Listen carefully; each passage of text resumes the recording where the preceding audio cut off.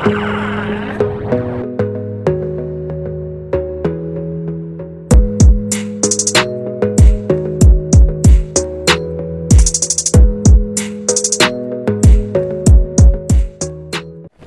warahmatullahi wabarakatuh. Alhamdulillah wassalatu wassalamu ala Rasulillah Sayyidina wa Maulana Muhammad bin Abdullah wa ala alihi wa sahbihi wa man wala.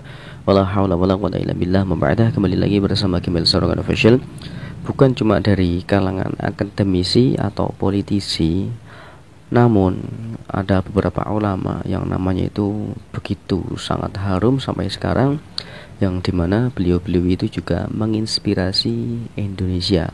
Ada yang namanya Mbah Khalil Bangkalan, ada Kiai Haji Hasyim Asy'ari, ada pula Mbah Ahmad Dahlan, ada Kiai Haji Idham Khalid, terus ada lagi Pak Kiai Haji Imam Zarkashi, terus Buya Hamka dan sebagainya. Beliau-beliau itu menginspirasi Indonesia, bukan cuma dari kalangan Nahdlatul Ulama saja, tapi juga dari Muhammadiyah. Nah, bahwasanya Nahdlatul Ulama dan Muhammadiyah dari zaman dahulu sampai sekarang itu masih tetap bersaudara, ya, karena mengingat pendirinya itu juga bersaudara. Nah, mereka itu berdakwah dengan metodenya masing-masing, turun-turun kepada generasi-generasi sampai ke kita.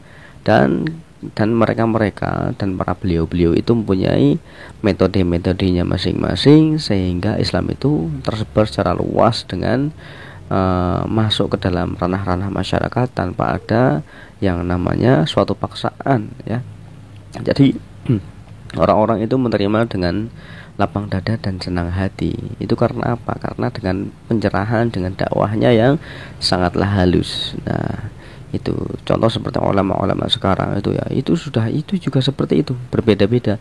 Terkadang ada ulama itu yang tidak begitu paham dengan bahasa Arab, tidak begitu paham. Nah, ya saya sebut itu bukan ulama lah, tapi dai. Ya, dai itu orang-orang memandangnya itu juga sebagai ulama juga, karena para dai itu lidahnya itu sangatlah lemas, sangatlah bagus untuk menyampaikan risalah-risalah Rasulullah Muhammad SAW. Walaupun beliau itu belum pasti mengetahui bahasa Arab, tetapi pengaruhnya itu sudah sangatlah besar yang dirasakan oleh masyarakat luas. Nah, seperti itu. Makanya jangan sampai kita menyela, jangan sampai kita menyalahkan dari golongan-golongan dari para ulama-ulama atau para dai yang berdakwah dengan metodenya yang berbeda dengan kita, ya. Ada yang secara Muhammadiyah, ya, dengan kemuhammadiyahannya, ada yang NU dengan secara ke-NU-annya, ada yang ahli dalam Al-Quran hadis seperti Ustadz siapa itu, Adi Hidayat, ya, beliau itu seperti itu. Ada yang pemahamannya secara fikih, ya, fikih secara detail, ya, ada Ustadz Abdus Somad. Ada yang bidangnya bidang tasawuf, itu juga ada Habib Lutfi bin Yahya, ada Ustadz Ar-Razi Hashim. Ada yang bidangnya itu bidang usul fikih, itu seperti Kiai Haji Idrus Romli. Ada yang bidangnya itu bidangnya secara lucu-lucuan, itu seperti Kiai Haji Anwar Zaid. Ada yang ulama sejuta umat seperti Ustadz Abdus Somad, yaitu Ustadz Muammar Zaid, ya. Ustadz Muammar siapa itu namanya, saya lupa. Terus ada pokoknya banyak sekali, ya, para ulama, para dai yang berdakwah dengan metodenya, sehingga Islam itu tersebar dengan sangatlah luas, ya. Jadi jangan sampai kita itu menyalahkan ulama kok nggak pintar bahasa Arab, ulama kok tidak mengetahui bahasa ini, ulama kok tidak bisa dalam bersikap seperti inilah, ulama kok sangat kasarnya seperti itu, ya, seperti Habib Rizik, seperti Habib Bahar kok seperti itu, ya, ceramah kok seperti itu. Kita jangan lihat ceramahnya. Seumpama kalau kita itu sudah lapang dada dalam menerima agama Islam, ya, kita melihat orang berdakwah dengan cara apapun, kita rasanya itu senang-senang aja, karena kita itu diberikan anugerah oleh Allah, itu berupa pikiran yang jernih, berupa hati yang lapang, supaya kita itu bisa mengoreksi, bisa melihat apa yang sekiranya itu bisa dipakai dan apa yang tidak bisa dipakai. Dan tidak semua yang ulama katakan itu bisa kita pakai. Makanya itulah yang namanya anugerah yang diberikan oleh Allah kepada kita semua. Nah, bahwasanya ketika hati kita itu luas untuk menerima agama Islam, hati kita itu lapang, ya. Nah, terus pokoknya kita itu menerima ajaran-ajaran dari para ulama yang metodenya berbeda-beda, kita itu akan merasakan nikmat. bukan merasakan itu sebuah ancaman buat kita. Kita melihat dakwah yang keras ya, seperti Habib Rizik, seperti Habib Bahar, Habib Rehan Al-Qadri, beliau menyampaikan dengan cara yang sangat lantang seperti itu. Kita rasanya wah, kita ambil enaknya, kita ambil baiknya, itu ada, pasti ada. Gak mungkin beliau itu mengajarkan keburukan ya, nggak mungkin. Terus para ulama-ulama yang berdakwah dengan secara lembut, mereka juga dengan metodenya ya. Terus ada yang jurusannya itu cuma jurusan ke dalam penyampaian kebaikan aja. Ada yang tugasnya itu cuma mensyahadatkan orang-orang yang tadinya belum Islam akhirnya menjadi Islam. Ada yang tugasnya itu cuma orang supaya mengenal dengan Allah. Pokoknya seperti itu, berbeda-beda bidangnya. Dan sangat berbeda-bedanya itu jangan sampai kita jadikan sebagai celah untuk mencela beberapa para ulama, beberapa para dai yang menyampaikan kebaikan untuk kita. Sedangkan kita yang seperti ini belum pasti bisa menyampaikan hal-hal kebaikan yang seperti beliau-beliau itu. Makanya kita wajib beristighfar sebanyak-banyaknya ya, karena kita pernah mencela sana, mencela sini, padahal mereka semua itu sedang berjuang. Nah, makanya marilah kita semua sama-sama memperdalam ilmu, dan supaya kita nantinya bisa mengajarkan kepada orang-orang banyak ya.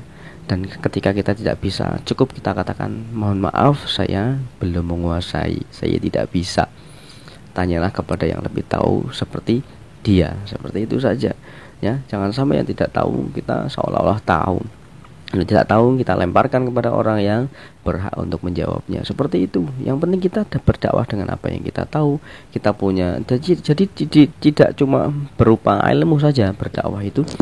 Jadi ada yang dengan harta ya dengan hartanya, ada yang dengan suara yang bagus bisa beradzan di masjid.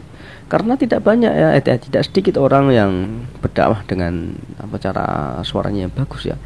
Beradzan di masjid, suaranya bagus sekali, dan akhirnya mengajak para jamaah yang sangat banyak untuk ikut berjamaah ya. Ada yang punya duit banyak tapi nggak bisa mengetahui tentang ilmu agama, tidak tahu menau soal agama Islam, tetapi dirinya sangat mencintai agama dan ingin berdakwah dan punyanya cuma harta ya. Itu infakkanlah duit itu dijadikan sebagai wakaf ya untuk masjid, membuat masjid supaya banyak orang-orang ibadah nantinya, itu malah menjadi amal jariyah. Nah pokoknya itulah tadi beberapa ulama-ulama yang punya metode masing-masing dalam menyampaikannya ya. Ada yang jurusannya cuma nahwu shorof, jurusannya cuma fikih saja, jurusannya cuma bidang tauhid. Ada yang jurusannya karena kalian perlu ketahui bahwasanya yang namanya ustadz itu seperti dokter ya, seperti doktor ya. Ya, orang yang kelasnya profesor, doktor, seumpama membidangi dalam bidang sains seumpama. Nah, ketika kita tanyai soal keuangan, itu belum mesti bisa menjawab. Yang karena yang dibahas itu yang basicnya beliau itu bukanlah sebagai ahli keuangan, tetapi ahli dalam bidang ya seumpama fisika, IPA atau biologi dan sebagainya. Ulama pun seperti itu, ada yang bidangnya bidang ru'yah ya, kadang ulama yang ahli ilmu, yang ahli Quran hadis itu belum tentu bisa mengeluarkan jin yang ada dalam tubuh manusia. Nah terkadang sih seperti itu, makanya tidak bisa kita salahkan. Oh katanya hafal Quran hadis, katanya paham Quran hadis, ngeluarin jin aja nggak bisa. Lah itu belum tentu bisa. Nah karena yang kelasnya profesor doktor pun ya, itu seumpama sudah sekelasnya sudah S3 ya, itu ya jurusannya itu adalah jurusan seumpama itu jurusan matematika, itu suruh bedah orang apa bisa? Ya nggak bisa lah ya. Suruh bedah, suruh operasi ginjal apa bisa? Ya nggak bisa ya. Kalau bisa pun itu cuma ya sekedar apalah. Makanya seperti itulah para ulama, ada ahlinya masing-masing. Makanya jangan sampai kita menyandarkan soal yang kira-kira ulama itu nggak bisa menjawab ya. Makanya mohon maaf ini baterainya lemah. Mungkin cukup sekian ya yang bisa saya sampaikan. Semoga video ini bermanfaat. Jika ada kurang lebihnya dalam saya menyampaikan, saya mohon maaf sebesar-besarnya. Billahi taufiq wal hidayah. Wassalamualaikum warahmatullahi wabarakatuh.